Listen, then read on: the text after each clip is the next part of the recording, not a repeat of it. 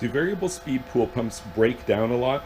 That's an argument that you'll hear from some people is that, don't buy a variable speed pool pump. They're fancy technology and it's going to break down on you.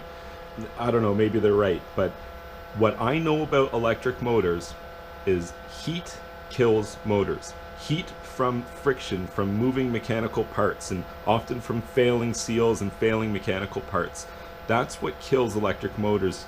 And something that, with a variable speed pump, like this one here is running at 2000 RPM right now. Let's take a look at the temperature. Alright, so the motor's just a bit over 90, 92 call it.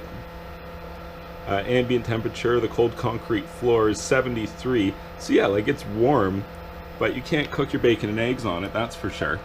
And the thing is that with a variable speed pump, most of its life, it's going to be spent, or it's going to spend its time running at lower mid RPM speeds where it makes a lot less heat.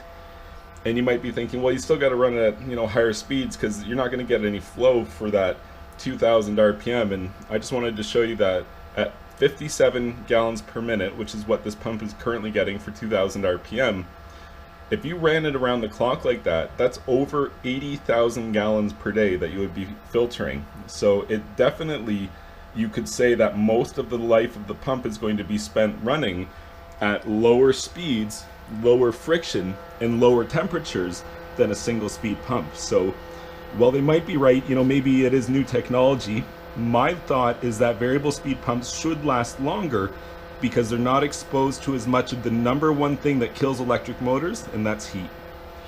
If you found this information helpful, please be sure to like this video and subscribe to my YouTube channel. And you can check out my website, swimmingpoolsteve.com.